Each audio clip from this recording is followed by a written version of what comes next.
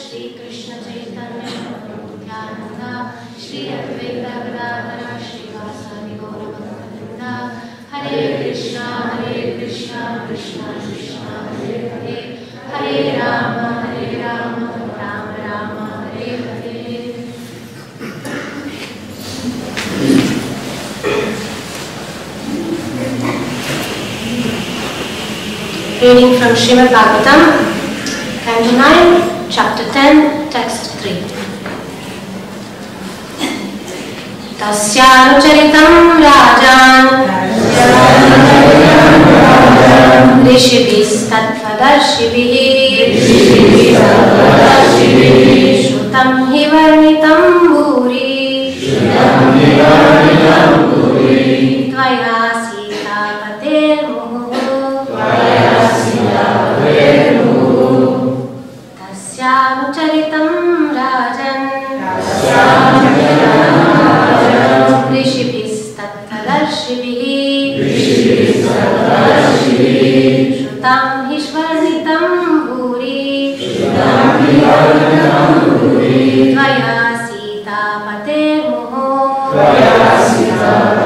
Muhu Tasyanucharitam Rajan Rishibhis Tattvadarshibhih Shrutam hi varnitam bhuri Tvaya Sita Pater Muhu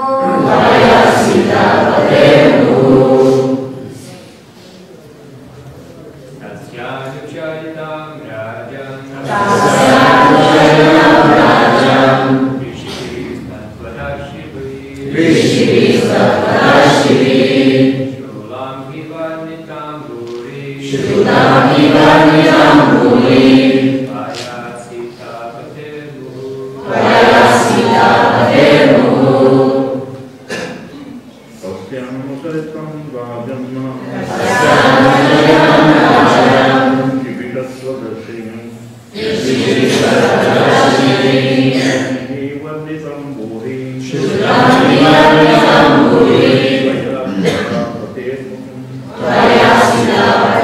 Muhu Tasyanucharitam Rajan Tasyanucharitam Rajan Rishibhis Tattvadarshibhih Shrutam varnitam bhuri Tvaya Sita Pater Muhu Tasyanucharitam Rajan Rishibhis Tattvadarshibhih Shrutam hi varnitam bhuri Tvaya Sita Pater Muhu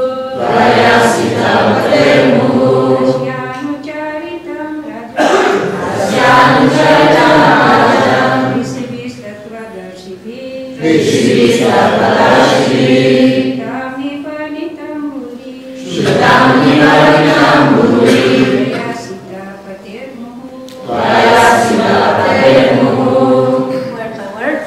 Tasya, of him, the Supreme Personality of Godhead, Lord Ramachandra, and his brothers. Anucharitam, transcendental activities. Rajan, O King Maharaj Parikshit. Rishibhihi, by great sages or saintly persons. Tattvadarshibihi, by persons who know the absolute truth. Shrutam, have all been heard. He, indeed. Varnitam, as they have been so nicely described. Puri, many. Tvaya, by you.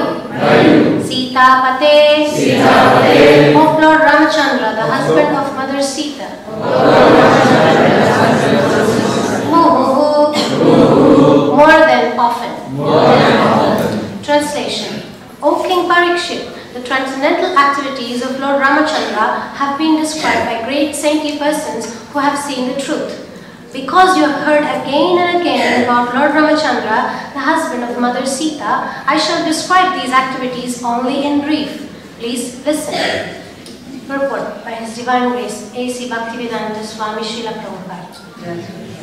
Modern Rakshasas, posing as educationally advanced merely because they have doctorates, have tried to prove that Lord Ramachandra is not the Supreme Personality of Godhead, but an ordinary person. But those who are learned and spiritually advanced will never accept such notions. They will accept the descriptions of Lord Ramachandra and his activities only as presented by Tattvadarshis, those who know the absolute truth.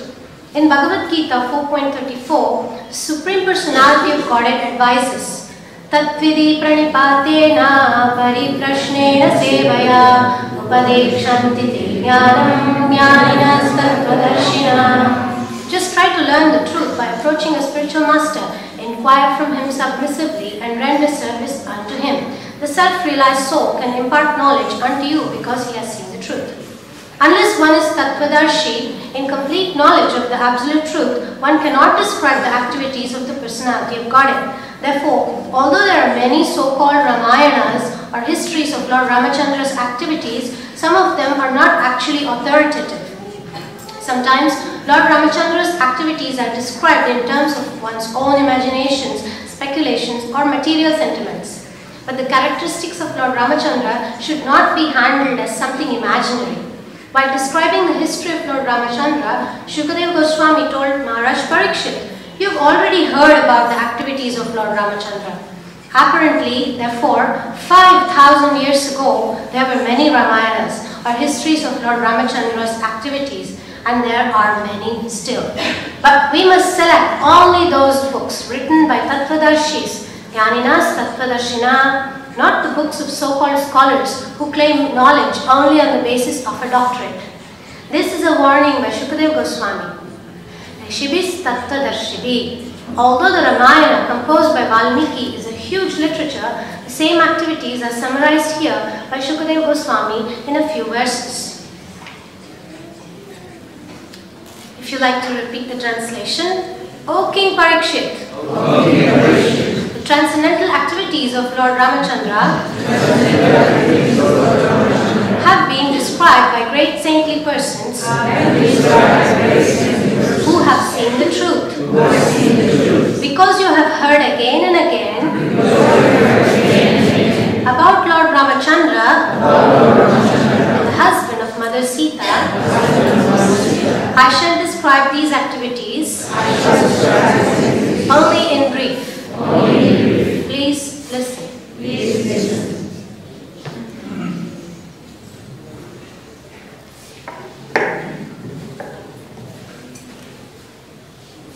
From this particular verse, we can see that Parikshit Maharaj grew up listening to Lord Ramachandra's pastimes and pastimes mentioned in Srimad Bhagavatam. So one point is very clear again about listening to Lord Ramachandra in the mood of bhakti. the mood of devotion. And Srila Prabhupada is emphasizing that there are so many different types of Ramayanas and we should be careful to listen from authority. So it's very interesting how the same Ramayana heard by Parikshit Maharaj in his childhood, we can give it to our children. The same values, the same samskaras, the same cultural Vaishnava culture to our children. There is a very beautiful song by a Vaishnava saint, Purandara Dasa, and he says, Rama Nama Paya Sakke, Krishna Nama Sakkare, Vithala Nama Tuppa Veresi, Vai Chappari Siro, Vai Chappari Siro. Here is Lord Rama, and the sweetener is the holy name of Krishna, and the ghee which enhances the flavor is Vithala Nama. So when you actually drink the nectar of these holy names and pastimes, the tongue can savor the delicious purpose of human life. So the nectar needs to be given in the authorized form. Srila Prabhupada is mentioning in the purport about this risk. I was just doing a little research to see what is the status of Indian people who grow up listening to Ramayana. A lot of we all, children in India, grew up listening to Ramayana. But the risk is that we listen to the pastimes of Rama as if it's just a part of history. As if, yeah, Lord Rama, there are so many Ramayans, okay, but the risk is to think that, oh, this Ramayana is written by this great philosopher who has many PhDs and therefore this must be better. Or to think that, oh, this is for the sake of knowledge, history. No, but the way Parikshit Maharaj listened to Sri Rama's pastimes was with devotion and with relevance. Like we may think, especially I'm talking about like the Indian culture where we do grow up listening, but what is missing? The missing link is that we do not see the relevance of how Lord Ram's devotion is relevant every day in our life. Ram, Krishna, all these pastimes. We tend to take it for granted. Oh, I know. But Prabhupada is mentioning it's not easily known. Glories and the essence of these pastimes. So today I want to share some interesting connections to Lord Ramachandra, Krishna himself, and Lord Sri Chaitanya Mahaprabhu. How they're all the incarnations of Bhaktavatsala. They are so merciful and the linking connections of the pastimes. So when Lord Ramachandra, Raghunandana Ramachandra, Dasharatha Nandana Ramachandra, when he entered the Dandakaranya forest during his exile period, by the way, just to give a little clue, Lord Sri Chaitanya Mahaprabhu also went to the same forest. And there were these rishis, the great sages, who were witnessing Lord Sri Ramachandra entering into the forest, and they were absorbed in thoughts of Lord Ramachandra. Shri Raghunandana Sita Ramana. He is accompanied by Sita Devi, who is the Supreme Personality of Godhead himself. And he is none other than Lord Vishnu that they have all been worshipping. And this Supreme Personality, Paramatma, is right in front of their eyes. And Lord Ramachandra is extremely beautiful, his exquisite beauty and his pastimes. And looking at this, the sages have become captivated. So when the sages see Lord Ramachandra, with devotion they are glorifying him, and simultaneously in their hearts they have developed a desire to have a relationship with the Supreme Person in the rasa of conjugal love. And therefore, in the Nectar of Devotion, Nectar of Devotion mentions that in Padma Purana there is a description how these same sages who saw Ramachandra and developed this desire were born as gopis in Vrindavan. So this is the quality of Krishna. Lord Shri Ram, he immediately fulfilled, he immediately blessed these rishis to be able to get their desires fulfilled. So this is the Supreme Personality of Godhead that we all worship. And later on, when the sages were born as gopis, the point I'm trying to bring is that Lord Ramachandra, Krishna and Lord Chaitanya Mahaprabhu in many instances have fulfilled the desires of the devotees. And later on, when Lord Ramachandra passed through the forest and they were in Chitrakoot, and in Chitrakoot Lord Ramachandra was very happy and he was smiling, and Sita Devi looks at Lord Ram and she's asking him, "Oh, my dear Lord, why is it that you're smiling?" So Lord Ramachandra says, "Well, I'm actually thinking about my incarnation as Sri Krishna." And Sita Devi becomes very curious and she requests him, "Oh, please tell me also, what will you do in that particular incarnation? I want to know more." And Lord Ramachandra tells Sita Devi, "Just wait for 7 days and I will carve particular pastime so you can know more about this." So Lord Ramachandra takes an arrow and he starts to carve on a big stone. Sita Devi becomes very impatient. So after 4 days she asks, "My dear Lord, I have to see what you have done. Please show it to me."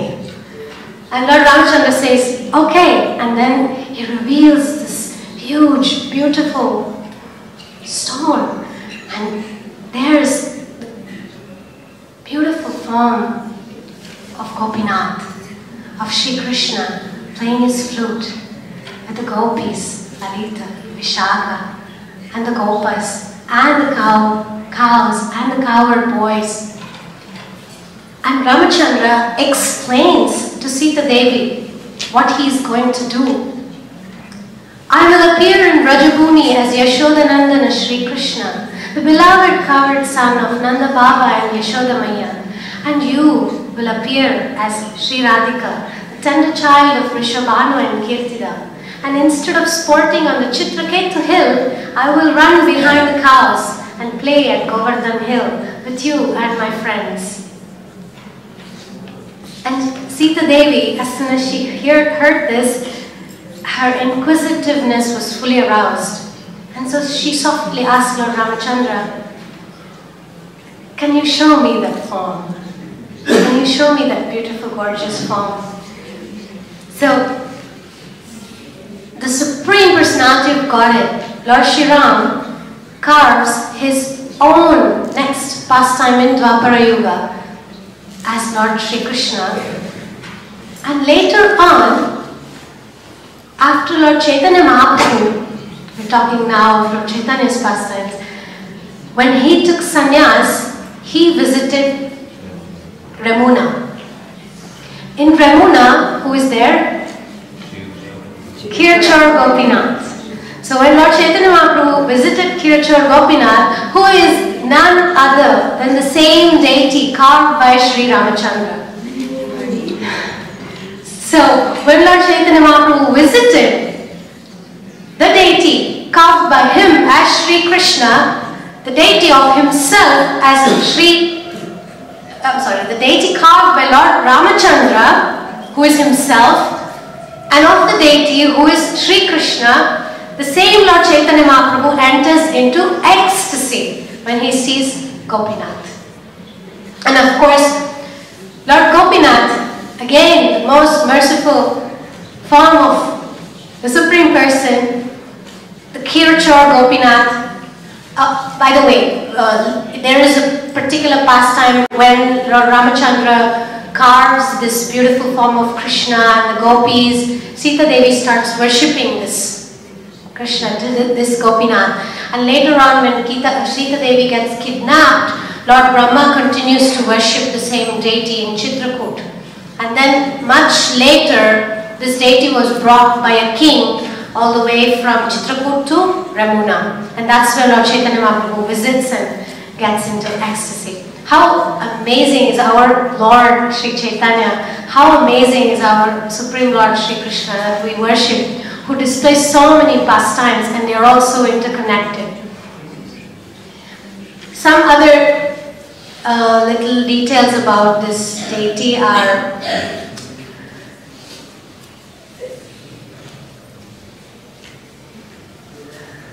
if we study this particular pastime of Kirchur Gopinath, we can see the glories of Madhavendra Puri, how this same deity Krishna Gopinath stole Kheer for his dear devotee.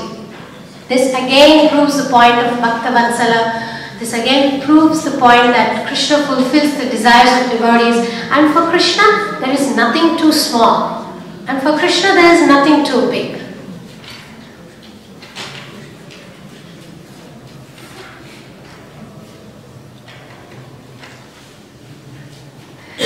This whole pastime is very, very beautiful. If you do want to get into the details of it, you can go and study the pastime of Kirchur Gopinath and the story of Lord Chaitanya Mahaprabhu and Madhavendra Puri. It's very fascinating. So I will continue with a few other connections, stories. In the Kishkinda chapter of Ramayana, there is the mention of this is after Sita Devi gets kidnapped. Lord Ramachandra, there is this particular instance where there are 7 trees and Lord Ramachandra with one arrow, he pierces through these 7 trees. And it is mentioned that it's in the Saptatala. This is the particular spot. And interestingly, in Chaitanya Charitamrita, something amazing happens. Saptatala vriksha dekhe kanana vitara ati vriddha ati stula ati uchchatara. Lord Chaitanya Mahaprabhu went to Dandakaranya. He was in the Saptatala, the same place as Lord Ramachandra was. And there he saw 7 trees. And the 7 palm trees, they were very old, very bulky and very high. Saptatala dekhi Prabhu alingana kaila sashira Saptatala vaikunte chalila. After seeing these 7 trees, Lord Sri Chaitanya Mahaprabhu embraced them. As a result, all these trees immediately returned to Vaikuntha Loka. Haribo! Shunya sthala dekhi lokera haila chamatkara loka kahe sannyasi Rama avatara. After the 7 palm trees had departed from Vaikuntha, everyone there were astonished to see them gone. And then the people began to say, this sannyasi called Sri Chaitanya Mahaprabhu, he must be an incarnation of Lord Ramachandra. Sasarire tala gela Shri Vaikuntha Dhama Aiche Shakti Karahaya Vinayeka Rama. Only Lord Ramachandra has the power to send these 7 palm trees to the spiritual world. Haribo.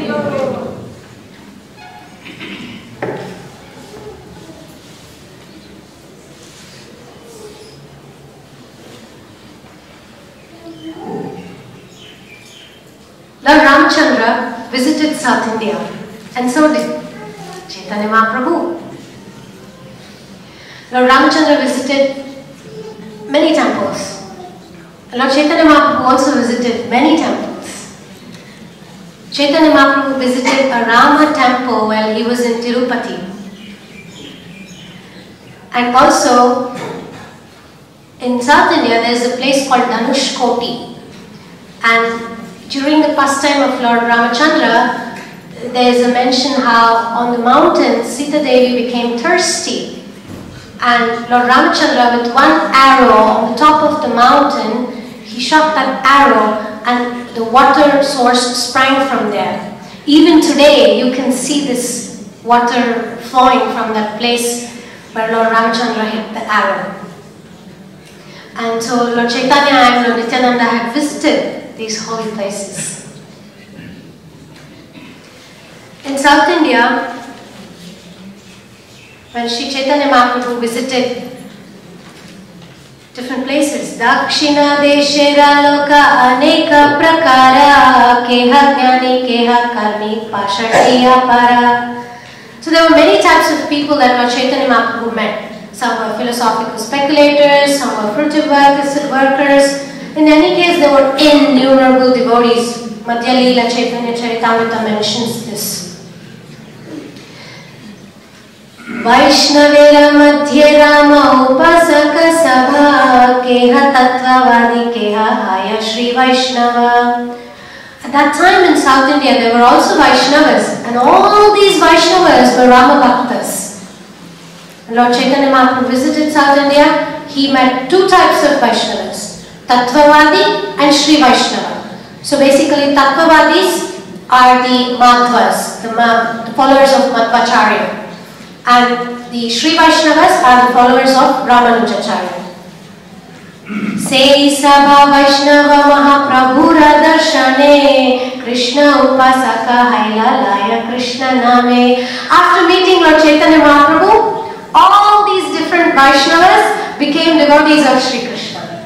And they began chanting the Hare Krishna mantra.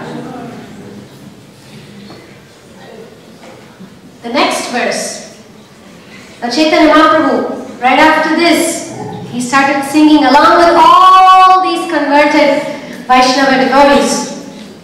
Rama Raghava Rama Raghava Rama Raghava Rakshamam Krishna Keshava Krishna Keshava Krishna Keshava Pahima Rama Raghava Rama Raghava Rama Raghava Rakshamam Krishna Keshava Krishna Keshava Krishna Keshava Pahima.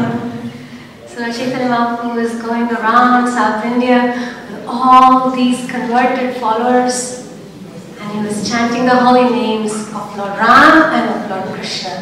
And so the meaning of this song is, O Lord Ramachandra, descendant of Maharaj Raghu, kindly protect me.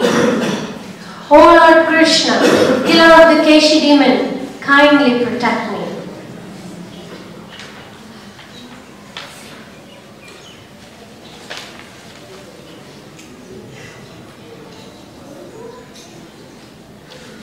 Coming back to Navadvip Dham, Sri Mayapur Dham,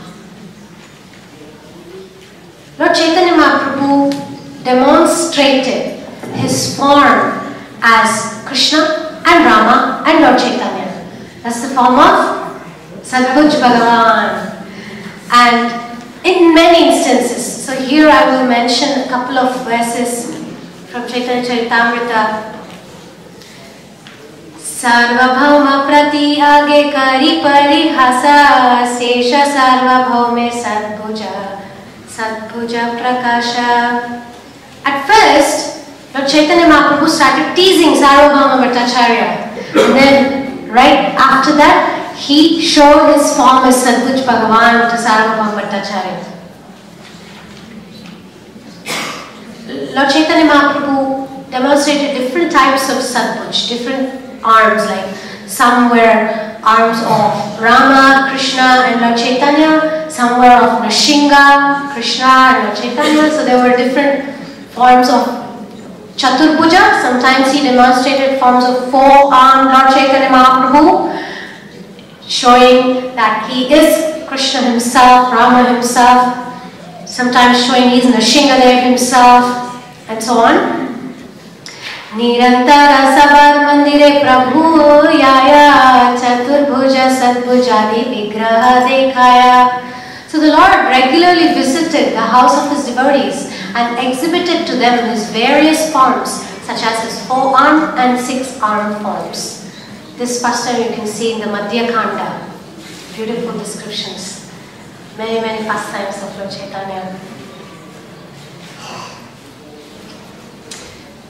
Next, I want to share, I took this opportunity to remember certain pastimes maybe that you may not have heard much.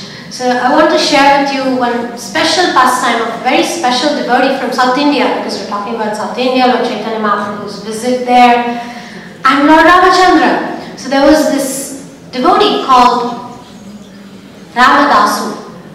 His previous name was Gopanna. He He was an ardent devotee of Lord Ramachandra. He was working in the government. Tana Shah, the Muslim king Muhammad Tana Shah was the king at that time. And so Gopanna was working as the tax collector in the kingdom. So this happened in Andhra Pradesh, South Indian district of Andhra Pradesh. He was always absorbed in the glories and pastimes of Lord Ramachandra. Himself, his wife, his child, everyone were great devotees. As Krishna always reveals himself in different forms, such as Kirachara Gopinath, how he was found. I'm not going to tell you, if you don't know, please go and read it. It's amazing how the deity is found and what are the stories connected. Similarly, Gopanna also finds this amazingly beautiful deity of Lord Ram, Lord Lakshman and Sita Devi. Exquisitely beautiful deities. And he sees that these deities don't have a temple. Because he is the devotee of Lord Ram, he starts working very hard and he starts collecting money personally from all the villagers. He starts to basically start doing Sankirtan, different forms of Sankirtan, and starts collecting money to build a beautiful temple for Lord Ram and to make different beautiful jewelry. At one point, the temple is almost at the stage of completion, but he doesn't have enough money. While he is collecting in this way, we should note that he was going through a lot of austerities and he was living outside the palace. Although the palace, or like let's say the king had given him like a quarters, but he wasn't living in that, so that the king could not criticize him for taking the money of the government. So he was living a very simple life, austere and collecting money. At one point when the money was short, some of the people suggested, why don't you borrow some of the money from the government tax collection that you have? We will pay you back as soon as the agriculture and the harvesting is done. We will pay you back, and then you can pay back to the king. And as Krishna plays his pastimes, he does take the money and complete the temple from the king. And some things go wrong, and some of the assistants of the king spread wrong rumors about Ramadasu and what he did with the money, and the king becomes extremely angry and he imprisons Ramadasu. For 12 years he is imprisoned, and there were many innumerable songs that he composed. Many beautiful songs that Ramadasu composed on Lord Shri Ram, and he never gave up being a Ram devotee. One song that he composed I want to share here today is one song that is saying, O Rama ni nama ento ruchira, ento ruchira. O Rama ni nama ento ruchira. What sweet taste your holy names of Lord Ram is. Such a taste that cannot be found anywhere in this universe. This song he composed when he was being tortured. They gave him rotis made of 90% salt and 10% of flour. And that's the food that he would get. And all the assistants would stand there waiting to see him wailing in pain and screaming of hunger. Instead, Ramadasu would eat this and start singing, what an amazing taste is the holy name of Lord Ram. And in this way he converted many of the jail attendants, like these soldiers in the jail, because they were amazed with his taste for the holy name. And so he converted many people. So what happens is, the climax of the story is, he sings many songs asking Sita Devi, who's the most merciful mother, to help him. He never really asked, come and save me. Not really, as pure devotees don't really ask out of the trouble situation, but he is having many beautiful experiences and realizations. He sings songs such as, oh, I made this Sitammaku Chaistini Chintaku Padakamu Ramachandra. In one of the songs, he's kind of in a challenging mood, saying, "Dear Lord Ram, please don't forget, I spent 12 lakhs of money to make you that pendant. And Sita Devi, she's wearing that pearl pendant. I also spent 18. And so he composes this whole song describing how much money he spent to make these different ornaments. And then he says, please remember that this money was not given by Dasharath. And this money also was not given by Janak Maharaj.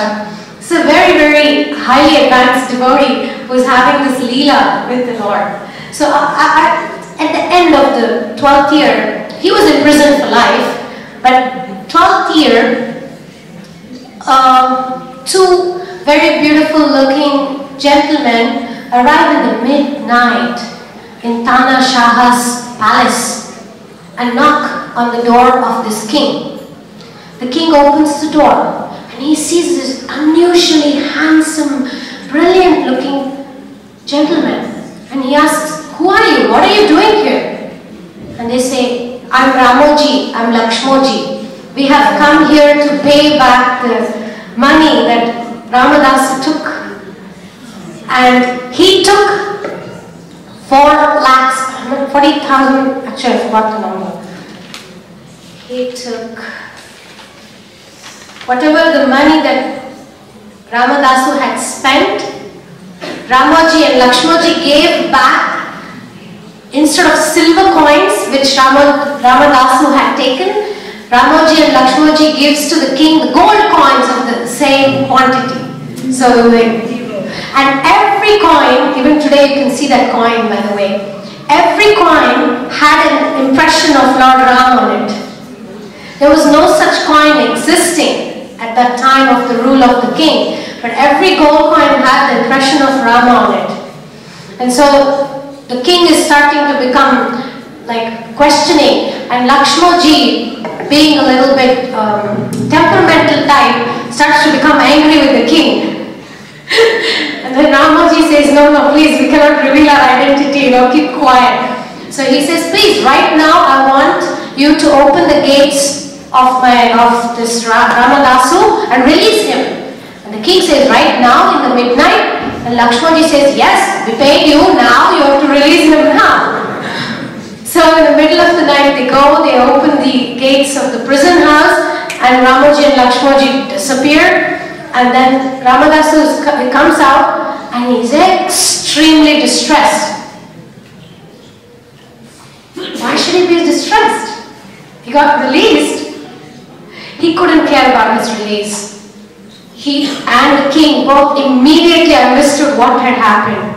They immediately understood who was this Ramoji and Lakshmoji. They immediately understood that these coins were not ordinary and not of this world.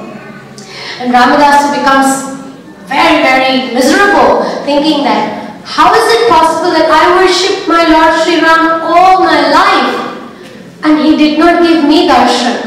Instead he gave darshan to this king. How unfair is this? So he literally goes mad and he goes into the forest. He tries to see Ram everywhere. Yantha Ramamayam, Ijagam Yantha Ramamayam. He starts seeing Rama in the storm, he starts seeing Rama in the tree. He tries to go grab and collapse and complete ecstasy.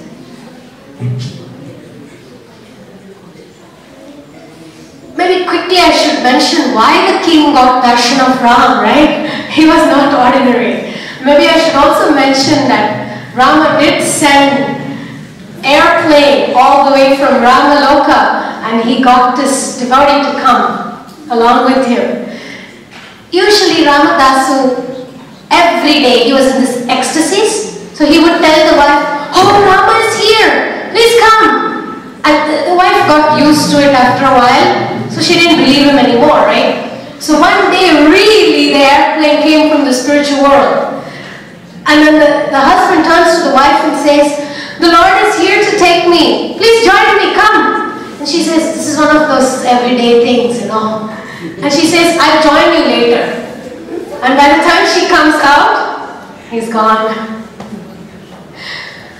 Okay, that was the end of the story of that, and he is said to be blessing all the devotees who come to Bhadrachala. This is the temple that he built. You can see it even today. It's in Andhra Pradesh. Bhadrachala Ramadasa is his name, and it is said that he wished not for liberation, but he wished to be present and bless everyone to get Rama Bhakti, and everyone who visits the temple, he benedicts them with Rama Prema.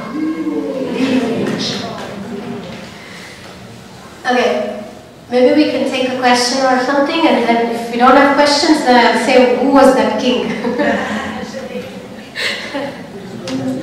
Who is the king? It happens that this king was a great Shiva devotee in his previous life. Such a great devotee that he had made vows to perform very severe tapasya and austerity. And one time he made a vow to do very austere puja for 365 days. How many days? 365. He starts the puja, it reaches 364 days. Somehow or another, he assumes that he had done 365 days of puja. And this puja was supposed to give the darshan of Lord Shiva personally. And somehow or another he becomes very angry. I did this severe austerity for 364 days and Shiva's not appearing. What kind of a thing is this? So he kind of gets furious and loses faith. What he does is not so nice. He destroys the Shivalinga that he was worshipping. Just into pieces. And he says, I don't believe in this. And then Lord Shiva reveals the truth that he had not actually done 365 days, but he had only done 364. And therefore, he could not see Lord Shiva. And therefore, he got cursed. He got cursed to become a non-devotee, non-believer in the next life. Also, he said, but I did 364, I should get something, right? Please give me some compensation. And Lord Shiva, being Ashutosha, very easily pleased, most merciful, Vaishnavanam Yatha Shambho, he says, you will be able to get the darshan of my Lord, Supreme Personality of Godhead Himself, because you did 364 days, because you worshipped me. So again, devotees of the Lord and the devotees, the Lord and the devotees, they are always merciful, always compassionate. Whatever we do, even small, tiny bit, Srila Prabhupada says, teeny bit, small, teeny things, he always counts it. Unlike the human beings, that there are 99 good things and we only focus on the not good thing, Krishna is the opposite. He focuses on that one little thing we are doing right. And that's why the Tana Shah got the darshan of Lord Rama and Lakshmana. Bhadrachala Ramadasa ki! One question on this. Is that Ramada's pastimes it was before Chaitanya Mahaprabhu or after Chaitanya Mahaprabhu? It's before, as I know it's before. Is the pastime of Ramadasu is before Lord Chaitanya or after? Before, as I am aware of it. It's a very old temple, so more than 500-year-old temple. Mahaprabhu is 500, the Bhadrachala Ramadasa, the temple, is more than 500 years old. But Purandara Dasa, the devotee that I mentioned some of the songs, he is a contemporary of Lord Chaitanya Mahaprabhu. He met Lord Chaitanya Mahaprabhu in South India. All these great Vaishnava saints who came before Lord Chaitanya Mahaprabhu, it is said that they came to prepare the ground. Before Lord Chaitanya Mahaprabhu came, they started to do all this Dasa Sahitya. They became the devotees who go house to house preaching. They were preparing the ground. They were all servants of Lord Chaitanya Mahaprabhu. That place Mahaprabhu visited, the Ramadas temple? Oh no, Bhadrachala, I'm not sure. What was the question? Did he visit this temple of Bhadrachala? I do not think so. But I don't know. I have to check. Mahaprabhu went to so many places and I don't remember reading Bhadrachala. So.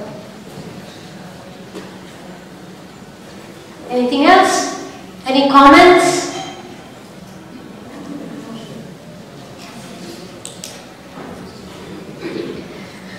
Okay, we shall end here. Grantharaj Srimad Bhagavatam ki, Ananta Koti Vaishnava Vrinda ki, Gaura Bhakta Vrinda ki, Jai Srila Prabhupada ki.